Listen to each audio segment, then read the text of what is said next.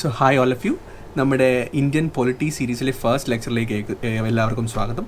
So നമ്മൾ actually ഈ ഒരു സീരീസ് കൊണ്ട് ഉദ്ദേശിക്കുന്നത് UPSC അല്ലെങ്കിൽ SSC അല്ലെന്നുണ്ടെങ്കിൽ PSC ലെവലിലുള്ള എല്ലാ ക്ലാസ്സസിലെയും എല്ലാ സബ്ജക്ട്സിൻ്റെയും കംപ്ലീറ്റ് ആയിട്ടുള്ള കോഴ്സസ് നമ്മുടെ ചാനലിലൂടെ ഫ്രീ ആയിട്ട് കൊടുക്കാൻ വേണ്ടിയാണ് നമ്മൾ ഉദ്ദേശിക്കുന്നത്.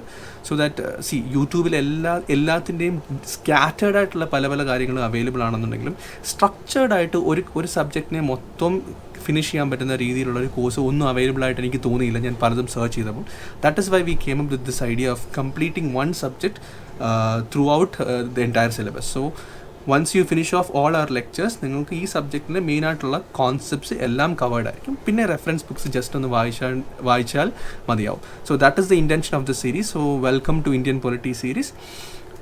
So first disclaimer, we will be taking this class from a UPSC CSC, that is Civil Service Examination point of view. ആ ഒരു ഡെപ്തിലോട്ട് നമ്മൾ ടച്ച് ചെയ്യുന്നുണ്ടായിരിക്കും. So if you actually reach that depth, that information is more than enough for your PSC examinations and your SSC or any competitive examination. So നമ്മളെല്ലാം civil service examination ലെവലിൻ്റെ രീതിയിലായിരിക്കും നമ്മൾ സിലബസും എല്ലാം cover ചെയ്ത് പോകുന്നത്. So that it will help you in all other competitive examinations. Okay, so let's start with Indian polity. So why is Indian polity important? എന്തുകൊണ്ടാണ് Indian polity എന്ന subject വളരെ important ആയിട്ടുള്ളത് നമ്മൾ ചിന്തിക്കുമ്പോൾ, ഇപ്പോൾ സിവിൽ സർവീസ് എക്സാമിനേഷൻസിൻ്റെ പോയിന്റ് ഓഫ് വ്യൂവിൽ നിന്ന് തന്നെ എടുത്തു കഴിഞ്ഞാൽ ഒരു നോർമലായിട്ടുള്ള ഏതെങ്കിലും വർഷത്തെ പ്രിലിംസ് ക്വസ്റ്റ്യൻ പേപ്പർ എടുത്തു കഴിഞ്ഞാൽ എല്ലാ വർഷവും അറൗണ്ട് 15 to 22 ക്വസ്റ്റ്യൻസ് വരെയെങ്കിലും വരുന്നത് ഡയറക്റ്റായിട്ട് ഇന്ത്യൻ പൊളിറ്റി എന്നാണ്. സോ 22 ക്വസ്റ്റ്യൻസ് എന്ന് നിങ്ങൾ പറയുമ്പോഴത്തേനും 22 into 2, that is around 44 marks. So for example if you are writing here പ്രിലിംസിൽ തന്നെ if you are getting around 15 to 22 questions every year, which means 22 questions into 2 marks. That means you're getting 44 marks. So Indian പൊളിറ്റിയിൽ നിന്ന് തന്നെ നിങ്ങൾക്ക് almost 40 to 44 marks ഉണ്ടാക്കാൻ പറ്റി കഴിഞ്ഞാൽ that is റഫ്ലി around 50% of the cut off ഇപ്പോൾ ഒരു 100 മാർക്സ് ആണെന്നുണ്ടെങ്കിൽ 44 മാർക്സ് എന്ന് പറഞ്ഞാൽ 40% എബോവ് ഓഫ് എത്തിക്കഴിഞ്ഞു. So just studying this single subject which is quite N easy subject also, just കുറച്ച് ഫാക്ട്സ് മെമ്മറൈസ് ചെയ്യേണ്ട കാര്യങ്ങളുണ്ട് അങ്ങനത്തെ ഉണ്ടെങ്കിൽ കൂടിയും if you actually master this subject half of your cut off is actually done. That is why this subject is very very important for your civil services examination.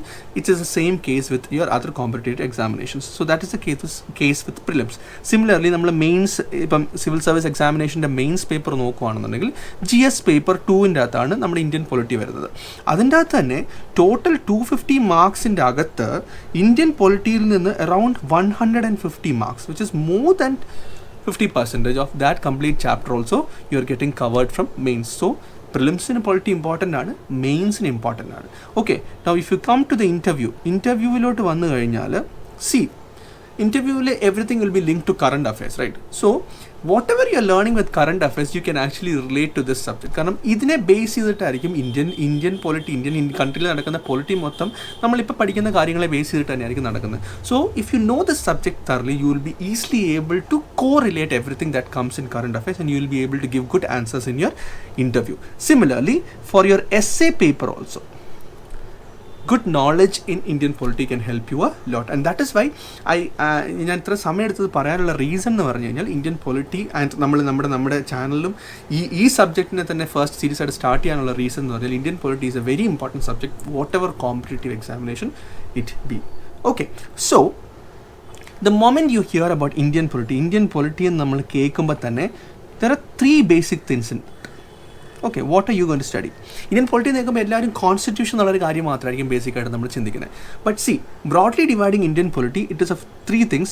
One is the Constitution of India. നമ്മളെല്ലാവരും വിചാരിച്ചുകൊണ്ടിരിക്കുന്ന Constitution of India is the first and the major thing. Second, Indian polity അത് നമ്മൾ deal ചെയ്യാൻ പോകുന്നത് these are laws passed by the parliament. അല്ലേ, എല്ലാ വർഷവും parliament സമ്മേളനം ചേരുമ്പോൾ പല ലോസും പാസ് ചെയ്യുന്നുണ്ട്. നമുക്കറിയാം CAA ലോ, അല്ലേ, നമ്മുടെ ഫാം ലോസ്, ഒത്തിരി പ്രശ്നങ്ങളുണ്ടായ ഫാം ലോസ്, ഇതെല്ലാം ഓരോ ലോസ് ആണ്. These all come under what? Indian polity. And the third broad classification in Indian polity is rules or notifications issued by government of India. രണ്ട് രീതിയിൽ നമുക്ക് loss പാസ്സാക്കാം. Loss നമുക്ക് പാർലമെൻറ്റിൽ വെച്ച് പാസ്സാക്കാം, അല്ലെങ്കിൽ സിമ്പിൾ റൂൾസ് ആയിട്ടും ഗവൺമെൻറ്റിന് എന്ത് ചെയ്യാം, നോട്ടിഫിക്കേഷൻസ് റൂൾസ് ആയിട്ട് ഗവൺമെൻറ്റിന് ഇഷ്യൂ ചെയ്യാം. So all these three things, that is the constitution of India, the laws passed by the parliament and rules or notification issued by government of India. ഈ മൂന്ന് കാര്യങ്ങളാണ് ബേസിക്കായിട്ട് നമ്മൾ ഇതിനകത്ത് പഠിക്കാൻ പോകുന്നത്. But mainly we will be concentrating on what the constitution of India. So the first thing that comes to your mind is what is the constitution. Constitution എന്ന് പറഞ്ഞു കഴിഞ്ഞാൽ എന്താണ്? I will write a simple definition here. Constitution is the supreme law of the land. You just write it down. Constitution is the supreme law of the land and it enjoys special legal sanctity. So if someone asks you what a constitution is, you can say constitution is the supreme law of the land and it enjoys special legal sanctity. So രണ്ട് വാക്കുകൾ നമ്മൾ പഠിച്ചു, supreme law of the land and special legal sanctity. What is this? Supreme law of the land എന്ന് പറഞ്ഞു കഴിയുമ്പം, four example if consider the constitution of India, India എന്ന് പറഞ്ഞ രാജ്യത്തെ ഏറ്റവും പ്രധാനപ്പെട്ട ലോസ് കണ്ടെയ്ൻ ചെയ്യുന്ന സാധനമാണ് എന്ത്? ഈ കോൺസ്റ്റിറ്റ്യൂഷൻ എന്ന് പറയുന്നത്. And it enjoy special legal sanctity. അതായത് ഒരു ലീഗൽ ഡിബേറ്റ് അല്ലെങ്കിൽ ലീഗൽ ബാറ്റിൽ വന്നു കഴിഞ്ഞാൽ കോൺസ്റ്റിറ്റ്യൂഷനിൽ എന്തുണ്ടോ അതായിരിക്കും എപ്പോഴും ഉയർന്നു നിൽക്കുന്നത്. സോ ഈ നമ്മളിപ്പോൾ പറഞ്ഞ ഈ മൂന്ന് കാര്യങ്ങൾ, അതായത് ഒന്നാമത്തെ കോൺസ്റ്റിറ്റ്യൂഷൻ, രണ്ടാമത്തെ laws passed by the parliament and മൂന്നാമത്തെ റൂൾസ് ഓർ നോട്ടിഫിക്കേഷൻസ്. ഈ മൂന്ന് കാര്യങ്ങളും പറഞ്ഞല്ലോ. So if you want to draw the hierarchy, ഒരു ഹൈറാർക്കി നമുക്ക് വരയ്ക്കണം എന്നുണ്ടെങ്കിൽ ഏറ്റവും ടോപ്പ് മോസ്റ്റ് പൊസിഷനിൽ ഇരിക്കുന്ന ആരായിരിക്കും? കോൺസ്റ്റിറ്റ്യൂഷൻ ആയിരിക്കും. അതിന് താഴെ ഇരിക്കുന്നത് laws pass by the parliament ആയിരിക്കും. അതിന് താഴെ ഇരിക്കുന്നതായിരിക്കും rules or notifications. Which means see, താഴോട്ട് നമുക്ക് എന്ത് ചെയ്യാം? വയലേഷൻ പോസിബിൾ ആണ്. അതായത് കോൺസ്റ്റിറ്റ്യൂഷൻ ഉപയോഗിച്ച് നമുക്കൊരു ലോയിനെ, അല്ലെങ്കിൽ പാർലമെൻറ്റ് പാസ് ചെയ്തൊരു ലോയിനെ, അല്ലെങ്കിൽ rules or notifications pass by the ഗവൺമെൻറ്റിന് നമുക്ക് എന്ത് ചെയ്യാൻ പറ്റും? വയലേറ്റ് ചെയ്യാൻ പറ്റും. പക്ഷെങ്കിൽ നമുക്കൊരു റൂൾ ഓർ നോട്ടിഫിക്കേഷനെ വെച്ചിട്ട് എന്ത് ചെയ്യാൻ പറ്റില്ല? കോൺസ്റ്റിറ്റ്യൂഷനെ വയലേറ്റ് ചെയ്യാൻ പറ്റില്ല. അതായത് താഴെ നിന്ന് മേലോട്ട് പോകുമ്പം violation is not possible. So understand, this is the hierarchy. The constitution is at the topmost position, then comes the laws passed by the parliament, and then comes the rules or notifications. Downward violation is possible, upward violation is not possible. This is the importance. That is why we say that it is the constitution is the supreme law of the land. So idine namukku simple example namukku nokam. Okay, how violation is possible, why violation is not possible എന്നുള്ളൊരു ഒരു living example തന്നെ നോക്കാം. So 2000 ഇയറിൽ there was something called as the IT Act which was passed in 2000. എന്നിട്ട് 2008 ഈ IT Actനെ amend ചെയ്തു. So this IT Act was amended in, amend ചെയ്യുക എന്ന് പറഞ്ഞാൽ ഓൾറെഡി ഉള്ളൊരു ലോയിനെ തിരുത്തുക അല്ലെങ്കിൽ എന്തെങ്കിലും ചേഞ്ചസ് വരുത്തുക, അതിനെയാണ് നമ്മൾ അമെൻമെൻറ്റ് എന്ന് പറയുന്നത് അല്ലേ. So IT Act which was passed in 2000 was amended in 2008. And this amendment brought in a special section under IT Act, and that section was nothing called as this, but the section called as 66A. So 2000-ൽ കൊണ്ടുവന്ന IT Act 2008-ൽ amend ചെയ്തപ്പം 66A എന്ന് പറഞ്ഞൊരു special ക്ലോസിനെ കൊണ്ടുവന്നു, അല്ലെങ്കിൽ ഒരു special condition കൊണ്ടുവന്നു. So അല്ലെങ്കിൽ സെക്ഷനെ കൊണ്ടുവന്നു. ഈ സെക്ഷൻ എന്താ പറയുന്നതെന്ന് വെച്ച് കഴിഞ്ഞാൽ, C, any single individual, whoever it be, ഒരു single individual, he messages, or for example ഒരു സോഷ്യൽ മീഡിയ പ്ലാറ്റ്ഫോം ഉണ്ടെങ്കിൽ, let's take in example Facebook itself. നമ്മൾ ഫേസ്ബുക്കിൻ്റെ അത് നമ്മൾ എന്തെങ്കിലും ഒരു മെസ്സേജോ ഒരു പോസ്റ്റോ നമ്മൾ ചെയ്യുകയാണ്. ഈ പോസ്റ്റ് മറ്റ് ആർക്കെങ്കിലും അനോയൻസ് ഉണ്ടാക്കി കഴിഞ്ഞാൽ, ഒരു ബുദ്ധിമുട്ടുണ്ടാക്കി കഴിഞ്ഞാൽ, ആരാണോ ഈ പോസ്റ്റ് ഇട്ടത്, ഈ പോസ്റ്റ് ഇട്ട ആളിനെ ഈ 66A എന്ന് പറഞ്ഞ സെക്ഷൻ പ്രകാരം എന്ത് ചെയ്യാൻ പറ്റും? കേസ് എടുക്കാൻ പറ്റും, അല്ലെങ്കിൽ ബുക്ക് ചെയ്യാൻ പറ്റും. So that is what 66A section stands for. 66A states that if a single individual messages, and this messages cause messages on IT Act ആകുമ്പോഴത്തേനും ഇൻ്റർനെറ്റിലാണ്, ഡിജിറ്റൽ വേൾഡിലാണ്. ഡിജിറ്റൽ വേൾഡിൽ ഏതെങ്കിലും ഒരു മെസ്സേജ് ഇട്ടു, ഈ മെസ്സേജ് ബാക്കി ആർക്കെങ്കിലും അനോയൻസോ ബുദ്ധിമുട്ടുണ്ടായി കഴിഞ്ഞാൽ ആ ബുദ്ധിമുട്ടിനെ കണക്കിലെടുത്തുകൊണ്ട് ഈ മെസ്സേജ് ഇട്ട ആളിനെ എന്ത് ചെയ്യാൻ പറ്റും? അറസ്റ്റ് ചെയ്യാൻ പറ്റും എന്നൊരു ഇത് വന്നു. So what happened was, okay, Bal Thackeray Bal Thackeray from Maharashtra, he died. Bal Thackeray, he died. He's an RSS leader. He actually died. So നമ്മുടെ നാട്ടിലുള്ള പോലെ ഏതെങ്കിലും ഒരു നേതാവ് മരിച്ചു കഴിഞ്ഞാൽ നാച്ചുറൽ എന്ത് സംഭവിക്കും? നമ്മൾ ബന്ദ് പിറ്റേ ദിവസം കരിദിനം അല്ലെങ്കിൽ ബന്ദ് എന്നുള്ള രീതിയിൽ ബന്ദിനെ ആഹ്വാനം ചെയ്യും. സോ മഹാരാഷ്ട്രയിൽ ഇതുപോലെ തന്നെ ബന്ദിനെ ആഹ്വാനം ചെയ്തു. There was one person called as Shaheen Darda. The spelling is Dradha. Shaheen Darda എന്ന് പറഞ്ഞ one person, she wrote a post on her Facebook. She wrote a post like this. She wrote like this. This person died. ആ person എന്തായാലും മരിച്ചുപോയി. He's not going to come back. Then what is the use for actually calling out for a bandh? ഒരാൾ മരിച്ചു എന്ന് വെച്ച് കഴിഞ്ഞിട്ട് ബാക്കി ആൾക്കാരുടെ മൊത്തം ജീവിതത്തിനെ സ്തംഭിപ്പിച്ചുകൊണ്ട് എന്തിനാണ് ഒരു ബന്ദ് ഇമ്പോസ് ചെയ്യുന്നത്? She just wrote a post on Facebook. And one of his friends, Shaheen Darda, one of her friends, actually liked this message also. Now what happened was the police arrested both Shaheen Darda and her friend. Why? On what ground? On the ground that it violated, this was against Article 66, Section 66A of IT Act. 66A പ്രകാരം ഇവരിട്ട ഈ ഒരു post ഈ ബാൽ താക്കറയുടെ ബാക്കിയുള്ള അനുയായികളെ വിഷമിപ്പിച്ചു അല്ലെങ്കിൽ caused annoyance to them. As a result of this, they were both arrested. Okay. Now, one law student called as Shreya Singhal എന്ന് പറയുന്ന ഒരു law student. Okay. What she did was, she asked the Supreme Court, she filed a petition to the Supreme Court. See, Supreme Court, Constitution is the supreme law of the land. Constitution at the Article 19 Clause 1 Clause A. Article 19 Clause 1 Clause A പറയുന്നത് I have my freedom of speech and expression. അതെൻ്റെ fundamental right ആണെന്ന് constitution പറയുന്നുണ്ട്. So see, don't worry if you don't know Article 19 Clause 1 Clause A. ഇതിനെക്കുറിച്ചെല്ലാം നമ്മൾ fundamental right എന്താണെന്ന് അറിയത്തില്ലെങ്കിലും you don't worry. This is the first clause I know. But then for the sake of this particular example I am saying this. Just അത്ര മനസ്സിലാക്കിയിരുന്നാൽ മാത്രം മതി. So 19 Clause 1 Clause A freedom of speech and എക്സ്പ്രഷനെ തരുന്നുണ്ട്. അതായത് എൻ്റെ എക്സ്പ്രഷൻസിനെ അതുപോലെ എനിക്ക് പറയാനുള്ള കാര്യങ്ങൾ എനിക്ക് പറയാനായിട്ടുള്ള അധികാരം എൻ്റെ കോൺസ്റ്റിറ്റ്യൂഷൻ എനിക്ക് തരുന്നുണ്ട്. പക്ഷേ അങ്ങനെയാണെന്നുണ്ടെങ്കിൽ എനിക്ക് ഫേസ്ബുക്കിനകത്ത് എന്ത് പോസ്റ്റ് വേണമെങ്കിലും ഇട്ടുകൂടെ? അത് ബാക്കിയുള്ളവരെ അനോയ് ചെയ്യുന്നുണ്ടോ എന്നുള്ള കാര്യം എനിക്ക് നോക്കേണ്ട കാര്യമുണ്ടോ? ഇല്ല. So Supreme Court said yes, this is correct. IT Act 2008 എന്ന് പറഞ്ഞാൽ എന്താണ്? ഒരു law passed by the parliament ആണ്. പക്ഷെങ്കിൽ Article 19 Clause 1 Clause A, which is a fundamental right, എന്താണ്? കോൺസ്റ്റിറ്റ്യൂഷൻ്റെ അകത്തുള്ള ഒരു സാധനമാണ്.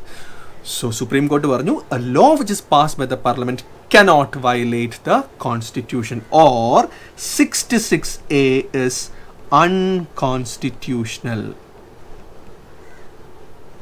As a result, 66A is struck down. ഇനി മുതൽ 66A ഉണ്ടാവാൻ പാടില്ല. കാരണം ഈ ഒരു ക്ലോസ് ഫണ്ടമെൻ്റൽ റൈറ്റ് ആയ 19 Clause 1 Clause A കോൺസ്റ്റിറ്റ്യൂഷൻ അത് പറഞ്ഞിട്ടുള്ള ഒരു ഫണ്ടമെൻ്റൽ റൈറ്റിനെ തന്നെ വയലേറ്റ് ചെയ്യുന്നു. This is not possible because constitution is the supreme law of the land. Now you understood why constitution is the supreme law of the land? Yes.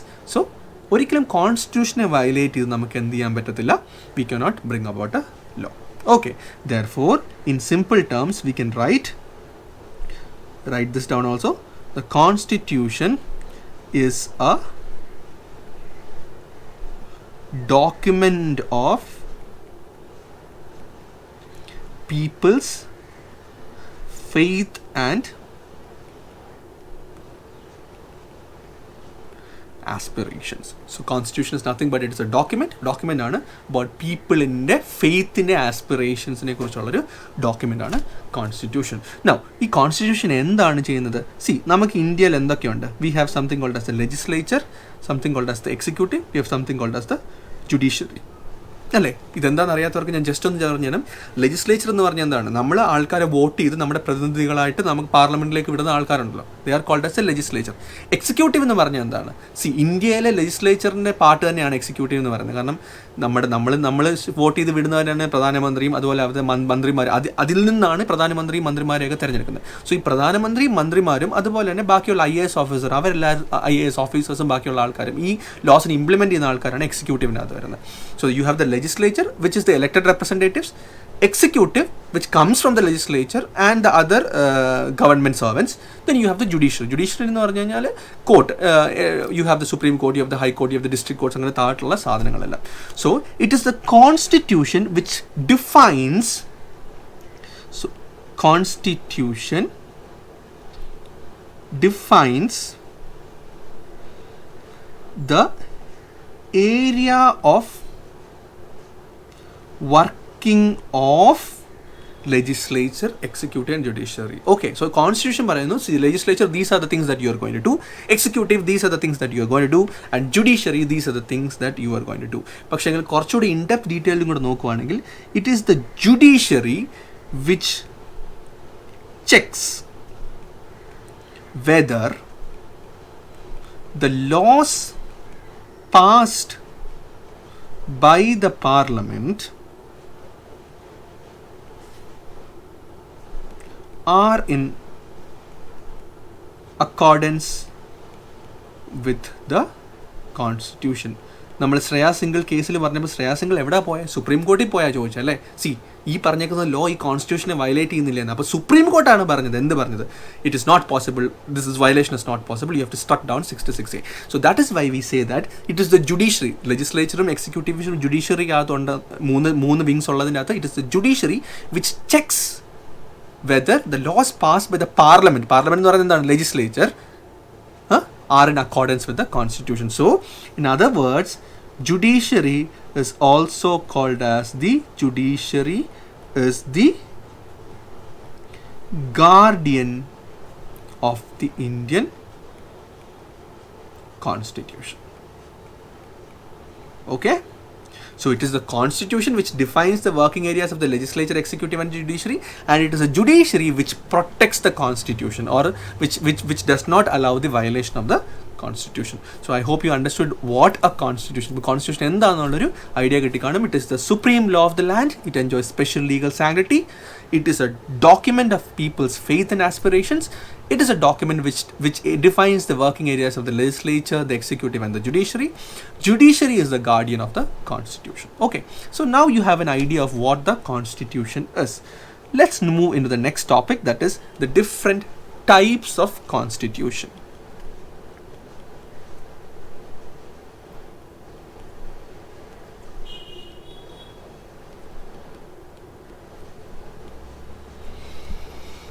Okay, so നമ്മളിനി കോൺസ്റ്റിറ്റ്യൂഷനെ differentiate ചെയ്യാൻ വേണം. പല രാജ്യങ്ങളുടെ constitution എന്തൊക്കെ ടൈപ്പാണെന്ന് നമ്മൾ actually പറയാൻ പോവാണ്. The first type of differentiation is written versus unwritten constitution.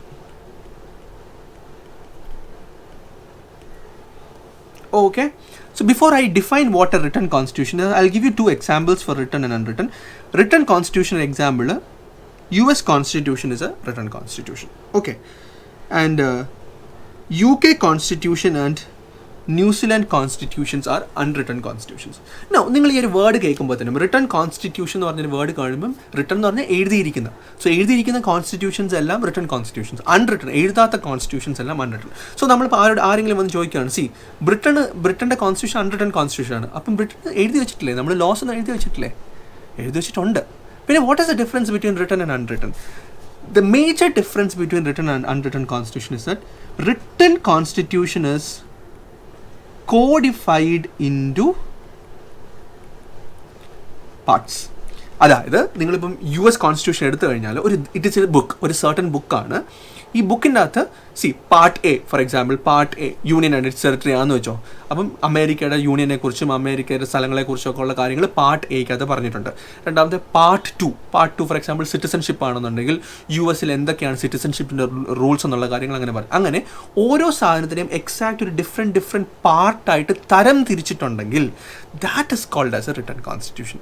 So നമ്മൾ റിട്ടൺ അൺറിട്ടൺ എന്ന് കേൾക്കുമ്പം ബുക്കിൽ എഴുതിയിട്ടുണ്ട്, മറ്റേത് ബുക്കിൽ എഴുതിയിട്ടില്ല എന്നുള്ള കാര്യമല്ല, എഴുതിയിരിക്കുന്നതിനെ പ്രോപ്പറായിട്ട് തരം തിരിച്ച് എഴുതിയിട്ടുണ്ടെങ്കിൽ that is called as a written constitution. Unwritten constitution is not codified into parts. Okay, ചുമ്മാ കുറേ ലോസ് ഇങ്ങനെ എഴുതി വെച്ചിരിക്കുകയാണ്, ഇതിന് ഈ ലോ അങ്ങനെ കുറേ ലോസ് ഇങ്ങനെ ചുമ്മാ എഴുതി വെച്ചിരിക്കുന്നു, ഡിഫറെൻറ്റ് പാർട്സ് ആയിട്ട് സെഗ്രിഗേറ്റ് ചെയ്തിട്ടില്ല. That is called as an unwritten constitution.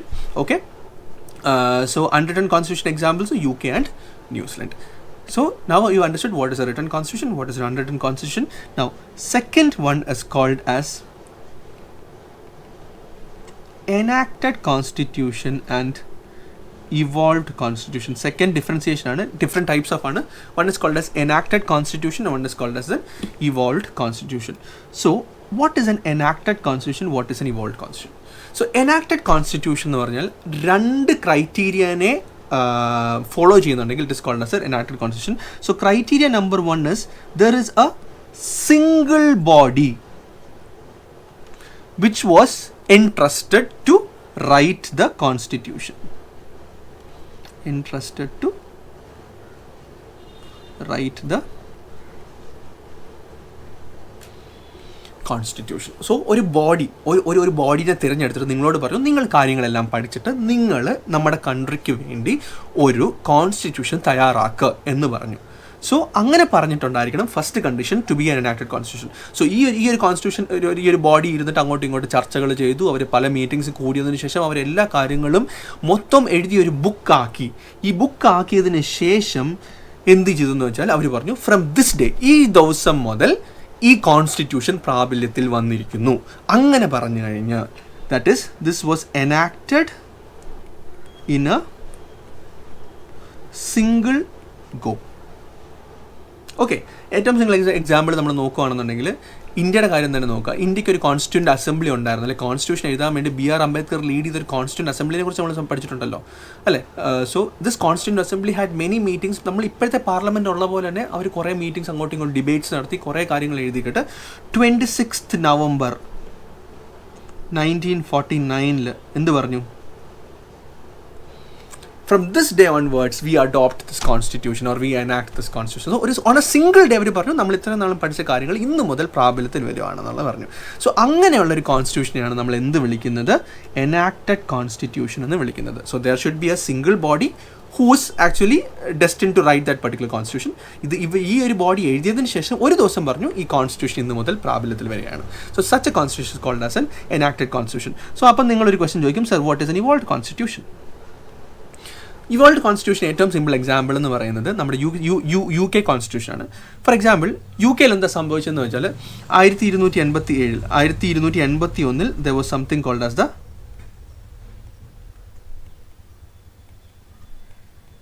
Magna Carta.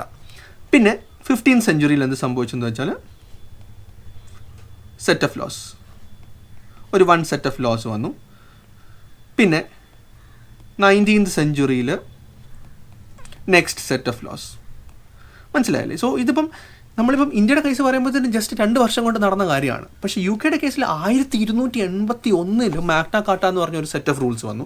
ആ റൂൾസ് അന്നോട്ട് പ്രാബല്യത്തിലുണ്ട്. 15th സെഞ്ച്വറി വന്നപ്പോൾ അടുത്ത സെറ്റ് ഓഫ് റൂൾസ് വന്നു. സോ ഇറ്റ് ഇസ് ഒരു ഇവോൾവ് ചെയ്ത് വരുന്ന പ്രോസസ്സാണ്. മനസ്സിലായല്ലോ? ഒരു ദിവസം വന്നിട്ട് ഇതല്ല കോൺസ്റ്റിറ്റ്യൂഷനായിട്ട് മാറിയല്ല. കുറേ റൂൾസ് നാളുകളായി പല കാര്യങ്ങളിലും കൂടെ വന്നതാണ് എന്ത് നമ്മുടെ ഈ ഒരു ഇവോൾവ്ഡ് കോൺസ്റ്റിറ്റ്യൂഷൻ എന്ന് പറയുന്നത്. സോ ഒരു കാര്യം ഓർത്തിരിക്കുക, normally speaking, a written constitution is always an enacted constitution. General convention ആണ് പറയുന്നത്, if it is a written constitution, it will be a enacted constitution. Similarly, if it is an unwritten constitution, it will be an evolved constitution. ഈ കാര്യങ്ങൾ ഓർത്തിരിക്കുക. written constitutions are usually enacted constitutions and similarly unwritten constitutions are evolved constitution. One more thing, if it is a written constitution, the constitution is supreme. So ഓർത്തോളുക, enacted constitution അല്ലെങ്കിൽ written constitution ആണെങ്കിൽ it will be the constitution will be supreme, and in the case of an unwritten constitution the parliament is supreme. അവിടെ constitution അല്ല വില, പാർലമെൻറ്റാണ് വില. നിങ്ങൾ ഓർത്താൽ മതി. UK പോയി കഴിഞ്ഞാൽ എപ്പോഴും പാർലമെൻറ്റാണ്. UK പറയുന്നത് ഒരു വേർഡിംഗ് ഉണ്ട്, UK parliament can do anything except converting a man into a woman or a woman into a man.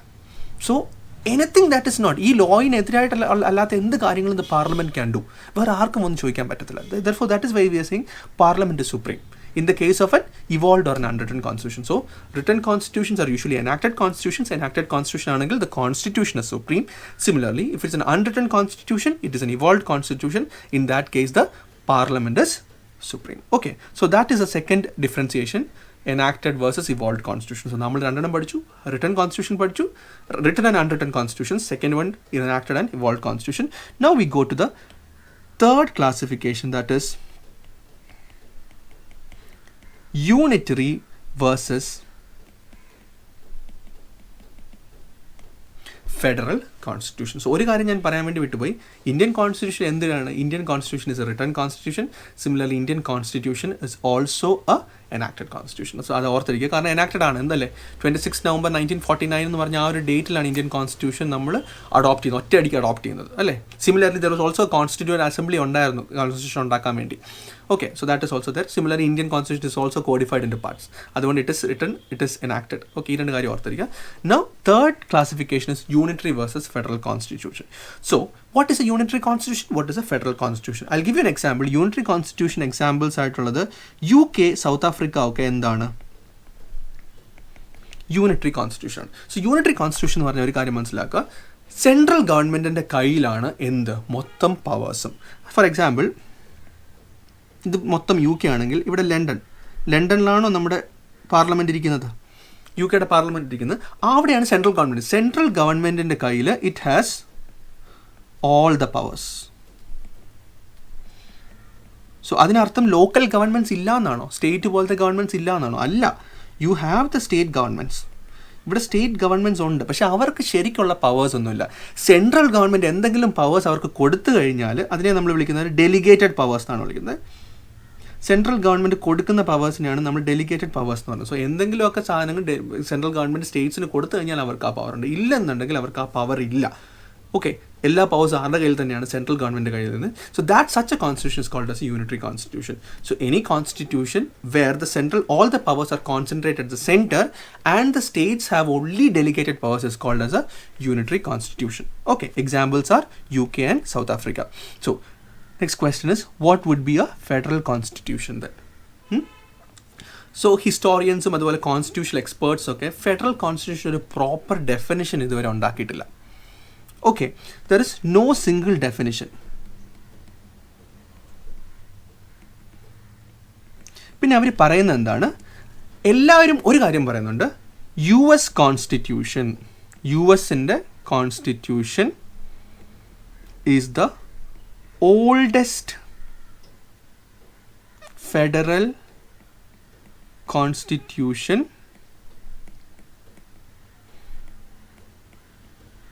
in the world. Okay, so what is that? There is no single definition for what a federal constitution is, but US constitution വേൾഡിലെ oldest ആയിട്ടുള്ള federal constitution ആയിട്ട് എല്ലാവരും അംഗീകരിച്ചിട്ടുണ്ട്. So what these historians do or what these constitutional experts do is they actually ഇപ്പോൾ ഒരു constitution കൊടുത്തു കഴിഞ്ഞാൽ അവർ ആ കോൺസ്റ്റിറ്റ്യൂഷനെ US കോൺസ്റ്റിറ്റ്യൂഷനായിട്ട് കമ്പയർ ചെയ്യും. എന്നിട്ട് ഈ US കോൺസ്റ്റിറ്റ്യൂഷന് സിമിലർ ആണെന്ന് കണ്ടു കഴിഞ്ഞാൽ ദേ വിൽ സേ ദാറ്റ് ഈ കൊടുത്തേക്കുന്ന കോൺസ്റ്റിറ്റ്യൂഷൻ എന്ത് തന്നെയാണ്, ഫെഡറൽ കോൺസ്റ്റിറ്റ്യൂഷനാണ്. So they compare the given constitution with the US constitution, and based on that comparison they will say whether that constitution is unitary or federal. So എന്തിൻ്റെ ബേസിസിലാണ് compare ചെയ്യുന്നത്, ഒരു 5 പാരാമീറ്റേഴ്സിൻ്റെ ബേസിസിലാണ് compare ചെയ്യുന്നത്. 5 പാരാമീറ്റേഴ്സിൻ്റെ ബേസിസിലാണ് US കോൺസ്റ്റിറ്റ്യൂഷനും ബാക്കിയുള്ള കോൺസ്റ്റിറ്റ്യൂഷനും തമ്മിൽ compare ചെയ്തിട്ട് what they say whether it is A federal or enacted constitution. So ഏതൊക്കെയാണ് ഈ 5 parameters എന്ന് നമുക്ക് ഈസി ആയിട്ട് പഠിച്ചു വയ്ക്കാം. DDWRJ എന്ന് മാത്രം ഓർത്തിരിക്കാം. You understand what is DDWRJ? ഓരോന്നും നമുക്ക് എന്താണെന്ന് നമുക്ക് ബേസിക്കായിട്ട് പറയാം. സോ ഫസ്റ്റ് വൺ ഡിക്കകത്ത് it is dual government. Dual government എന്ന് പറഞ്ഞാൽ എന്താണ്, നടുക്ക് സെൻറ്ററിലൊരു ഗവൺമെൻറ് ഉണ്ട്, അതുപോലെ തന്നെ ഡിഫറെൻറ്റ് സ്റ്റേറ്റ്സിലും ഡിഫറെൻറ്റ് ഗവൺമെൻറ്റ്സ് ഉണ്ട്. US ഉണ്ടല്ലോ അല്ലേ, US നമുക്കറിയാം there is a central government and there is 50 സ്റ്റേറ്റ്സിലും ഓരോരോ ഗവൺമെൻറ്റ്സും ഉണ്ട് അല്ലേ. So that is called as a dual government. So DDWRJ, the first one is dual government. Second one is called as distribution of powers.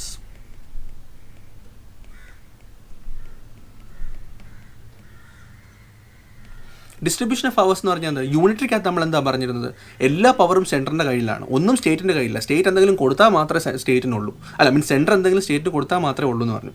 Similarly അങ്ങനെ ആയിരിക്കാൻ പാടില്ല. Power ഉണ്ടെങ്കിൽ power ഈക്വലായിട്ട് അവിടെ സെൻറ്ററിനും സ്റ്റേറ്റും നമ്മൾ സ്പ്ലിറ്റ് ചെയ്തിട്ടുണ്ടെങ്കിൽ that is called as distribution of powers. So second parameter is whether powers have been split.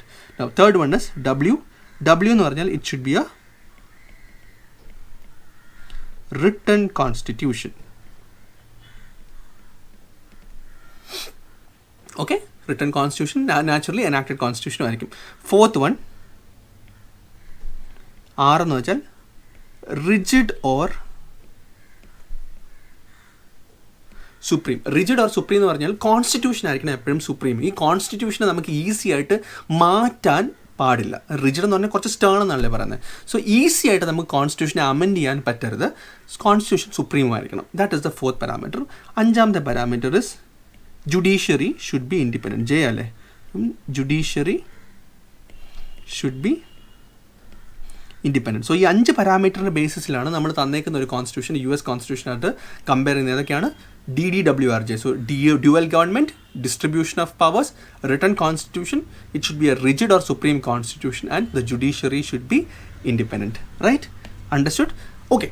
So now നമുക്ക് ഇപ്പോൾ നമ്മൾ ചെയ്യാൻ പോകുന്നത് വെച്ചാൽ നമ്മൾ ഇന്ത്യൻ കോൺസ്റ്റിറ്റ്യൂഷനെ കമ്പയർ ചെയ്യാൻ പോവാണ്. ഈ 5 പാരാമീറ്റേഴ്സിൻ്റെ ബേസിൽ US കോൺസ്റ്റിറ്റ്യൂഷനായിട്ട് കമ്പയർ ചെയ്യാൻ പോവാണ്. ഓക്കെ, ഫസ്റ്റ് വൺ, ഇന്ത്യയിൽ ഡ്യുവൽ ഗവൺമെൻറ് ഉണ്ടോ? ഉണ്ട്. അവിടെ പിണറായി വിജയൻ, നരേന്ദ്രമോദി ഭരിക്കുന്ന ഒരു ഗവൺമെൻറ് നമുക്ക് ഉണ്ട്. കേരളത്തിൽ നമുക്ക് പിണറായി വിജയൻ ഭരിക്കുന്ന ഒരു ഗവൺമെൻറ് ഇല്ലേ? ഉണ്ട്. So there is dual government. So Indian കോൺസ്റ്റിറ്റ്യൂഷനിൽ ഡ്യുവൽ ഗവൺമെൻറ് ഉണ്ടോ? Yes. Second one, distribution of powers ഉണ്ടോ? സെൻട്രൽ ഗവൺമെൻറ്റിന് കുറച്ച് പവേഴ്സും സ്റ്റേറ്റ് ഗവൺമെൻറ്റിന് കുറച്ച് ഉണ്ട്. സ്റ്റേറ്റ് ഗവൺമെൻറ്റിന് നമ്മളിപ്പോൾ ഷെഡ്യൂൾസിനെ കുറിച്ച് പഠിക്കും. ഷെഡ്യൂൾ 7 എന്ന് പറഞ്ഞ ഷെഡ്യൂളിൻ്റെ അകത്ത് ഒരു concurrent list, state list, union list, ഇങ്ങനെ 3 ലിസ്റ്റായിട്ട് തിരിച്ചിട്ടുണ്ട്. ഈ 3 ലിസ്റ്റിലും പല പല കാര്യങ്ങൾ കൊടുത്തിട്ടുണ്ട്.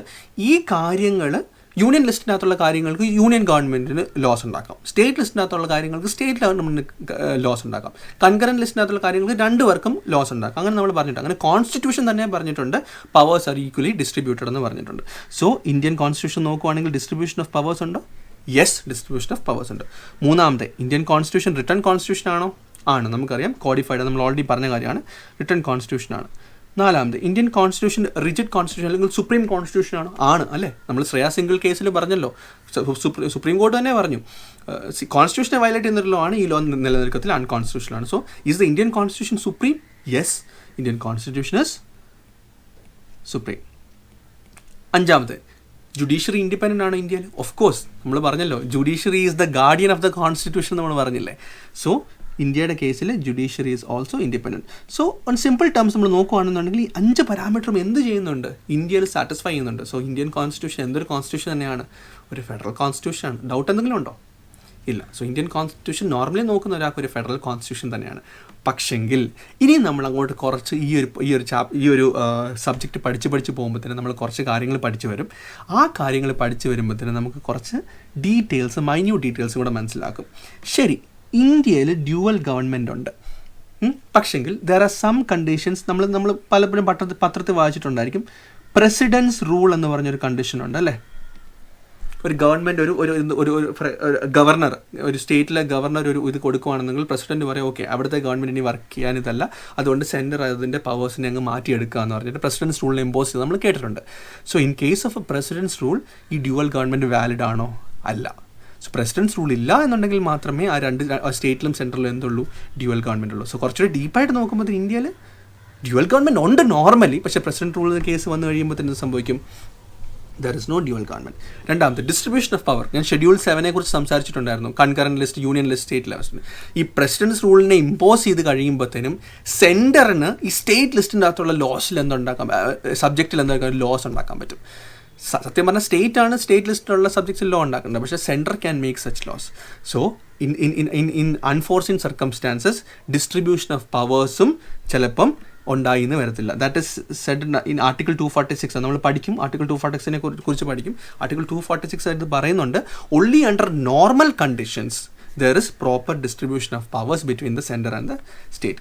Third one, Indian constitution written constitution ആയിരുന്നു. ഒരു കോൺസ്റ്റിറ്റ്യൂവൻ്റ് അസംബ്ലി ഉണ്ടാക്കാൻ വേണ്ടി, സ്വാതന്ത്ര്യം ഉണ്ടാക്കാൻ വേണ്ടി. പക്ഷെങ്കിൽ ഇന്ത്യയിൽ ആ സമയം ഡിഫറെൻറ്റ് പ്രിൻസ്ലി സ്റ്റേറ്റ്സ് ഉണ്ടായിരുന്നു, ഒത്തിരി പ്രിൻസ്ലി സ്റ്റേറ്റ്സ് ഉണ്ട്. ഈ പ്രിൻസ്ലി സ്റ്റേറ്റ്സിനെ എല്ലാവരെയും കൂടെ കൂട്ടി ഇരുത്തിയിട്ടാണോ നമ്മൾ ഈ പറഞ്ഞ കാര്യങ്ങൾ ഡിസ്കസ് ചെയ്ത് സാധനം ഉണ്ടാക്കിയത്? അല്ല. All the states were not consulted. മനസ്സിലായല്ലേ? നമ്മൾ ഈ ഒരു കോൺസ്റ്റിറ്റ്യൂഷൻ ഉണ്ടാക്കുന്ന സമയത്ത് ഇന്ത്യയുടെ എല്ലാ ആൾക്കാരെയും നമുക്ക് ഒരുമിച്ച് എടുക്കാൻ പറ്റത്തില്ല. എങ്കിൽ പോലും അവരുടെ എല്ലാവരുടെ റെപ്രസെൻറ്റേറ്റീവ്സിനെ നമ്മൾ പ്രോപ്പറായിട്ട് വെച്ചിട്ടല്ല ഒരു കോൺസ്റ്റിറ്റ്യൂൻ്റ് അസംബ്ലി ഉണ്ടാക്കിയത്. സോ Constitution ഉണ്ടാക്കിയത് was not a proper mix of all the states, which means the states were not consulted while writing the Constitution. Now, next one, rigid or supreme. ഇത് നമ്മൾ അമെൻമെൻറ്റ് ഓഫ് ദി കോൺസ്റ്റിറ്റ്യൂഷനെ കുറിച്ചൊക്കെ പഠിച്ചു വരുന്നത് നമുക്ക് മനസ്സിലാവും. Almost 90% of the things in the constitution, എല്ലാ things in the constitution, almost 90% of things in the constitution simple majority, അതായത് central government മാത്രം വിചാരിച്ചാൽ നമുക്ക് അമെൻഡ് ചെയ്യാൻ പറ്റും. സോ അങ്ങനെ പറയുമ്പോൾ നമ്മൾ നോക്കുമ്പോൾ ടോട്ടലി ഒരു റിജിഡ് ആയിട്ടുള്ള കോൺസ്റ്റിറ്റ്യൂഷൻ ആണ് ഇന്ത്യൻ കോൺസ്റ്റിറ്റ്യൂഷൻ. അല്ല, 90% of things can be amended by simple majority. എന്താണ് ഡിഫറെൻറ്റ് ടൈപ്സ് ഓഫ് മെജോറിറ്റീസിനെ കുറിച്ച് നമ്മൾ പഠിക്കും. പക്ഷേ ഒരു കാര്യം ഓർക്കുക, സെൻട്രൽ ഗവൺമെൻറ് വിചാരിച്ചാൽ എന്ത് ചെയ്യാൻ പറ്റും, നമ്മുടെ ഈ ഒരു കോൺസ്റ്റിറ്റ്യൂഷനെ കുറച്ച് മാറ്റിയെടുക്കണമെങ്കിൽ മാറ്റിയെടുക്കാനായിട്ട് പറ്റും. നെക്സ്റ്റ് വൺ, നമ്മൾ പറഞ്ഞു ജുഡീഷ്യറി ഇൻഡിപെൻഡൻ്റ് ആണ്. പക്ഷെങ്കിൽ ഈ ജുഡീഷ്യറിനെ ഹെഡ് ചെയ്യുന്ന ഹൈക്കോർട്ടിനെയും സുപ്രീം കോർട്ടിനെയും ഹെഡ് ചെയ്യുന്ന ജഡ്ജസ് ഉണ്ടല്ലോ, ഈ ജഡ്ജസിനെ ഇന്ത്യയിൽ അപ്പോയിൻറ്റ് ചെയ്യുന്ന ആരാന്നറിയോ? It is the president. നമ്മളങ്ങോട്ട് വരുമ്പോൾ ഈ ജഡ്ജസ് തന്നെയാണ് ജഡ്ജസിനെ തീരുമാനിക്കുന്നത് എങ്കിൽ പോലും ഫൈനൽ അപ്പോയിൻമെൻറ്റ് നടക്കുന്നത് it is by the president. President is part of, president ആരുടെ പാർട്ടാണ്? പ്രസിഡന്റ് ഒരു റബ്ബർ സ്റ്റാമ്പാണ്. പ്രധാനമന്ത്രിയുടെ കയ്യിലിരിക്കുന്ന ഒരു റബ്ബർ സ്റ്റാമ്പാണ് president. To be in literal words, even though he is the supreme head of the state, president is actually a rubber stamp, right? So whatever the prime minister and the cabinet says, he has to actually follow it. So prime minister and cabinet പറയാണ് ഇന്ന ആൾക്കാരെ appoint ചെയ്താൽ മതി എന്ന് പറഞ്ഞു കഴിഞ്ഞാൽ, so they are the legislature or the executive is actually deciding who should head the judiciary. അവർ വിചാരിക്കുന്ന ആൾക്കാരാണ് ജുഡീഷ്യറി ഹെഡ് ചെയ്യുന്നുണ്ടെങ്കിൽ ജുഡീഷ്യറി കംപ്ലീറ്റ്ലി ഇൻഡിപെൻഡൻ്റ് ആണെന്ന് പറയാൻ പറ്റുമോ? ഇല്ല. കാരണം ഇവർ പറയുന്ന കാര്യങ്ങൾ തന്നെ judiciary കേൾക്കത്തുള്ളൂ, സമ്മതിക്കത്തുള്ളൂ. therefore in India we cannot say that judiciary is also completely independent. So ചുമ്മാ നമ്മൾ നോക്കുവാണെങ്കിൽ, ഡയറക്റ്റായിട്ട് നമ്മൾ നോക്കുകയാണെന്നുണ്ടെങ്കിൽ ഈ 5 പാരാമീറ്റേഴ്സ് US കോൺസ്റ്റിറ്റ്യൂഷനായിട്ട് കമ്പയർ ചെയ്യുമ്പോൾ ഇന്ത്യൻ കോൺസ്റ്റിറ്റ്യൂഷൻ ഫെഡറൽ കോൺസ്റ്റിറ്റ്യൂഷൻ തന്നെയാണ്. പക്ഷെങ്കിൽ ചില കേസ് കെട്ടുകൾ വരുമ്പോൾ, ചില കണ്ടീഷൻസ് വരുമ്പം ഇന്ത്യൻ കോൺസ്റ്റിറ്റ്യൂഷൻ ഈ 5 പാരാമീറ്റേഴ്സിനെ മീറ്റ് ചെയ്യുന്നില്ല. സോ ചിലവർ പറയുന്നു ഇന്ത്യൻ കോൺസ്റ്റിറ്റ്യൂഷൻ ഫെഡറൽ കോൺസ്റ്റിറ്റ്യൂഷൻ, ചിലവർ പറയുന്നു Indian constitution is not a federal constitution. So in simple words we call Indian constitution as a quasi-federal constitution. That is, it is normally a federal constitution, but in some situations it does not become it deviates from a federal to a unitary constitution. അതുകൊണ്ട് നമ്മൾ പറയുന്നത് Indian constitution is amphibian in nature. കരയിലും കിടക്കാം, വെള്ളത്തിലും കിടക്കാം. Okay, amphibian in nature. Normally federal constitution തന്നെയാണ്. പക്ഷേ precedence rule അല്ലെങ്കിൽ വാർ ഒക്കെ വരുന്ന സമയത്ത് എന്ത് സംഭവിക്കും? It transforms into a unitary constitution. So if someone asks you whether the Indian constitution is a federal constitution, no, India is not a complete federal constitution, it is a quasi-federal constitution. Normally it is a federal constitution because comparing the 5 parameters to the US constitution, നമ്മൾ അങ്ങനെയാണെന്ന് തോന്നിയാൽ പോലും ചില situations വരുമ്പോൾ we become a unitary constitution also. That is why we say that our constitution is amphibian in nature. So summing up, the Indian constitution is a written constitution. The Indian constitution is an enacted constitution, but the Indian constitution is not a federal but a quasi-federal constitution. So this is all about the Indian constitution and the different types of constitution. So you would have got an idea right now, written, unwritten, you have evolved, enacted and evolved, and then you have federal or unitary constitution. So we have set our base. നമ്മളൊരു കോൺസ്റ്റിറ്റ്യൂഷനെ കുറിച്ചൊരു base നമ്മൾ already ഉണ്ടാക്കി കഴിഞ്ഞു. So based on this we will move ahead with the next chapters. So in the next chapter we'll study about the preamble.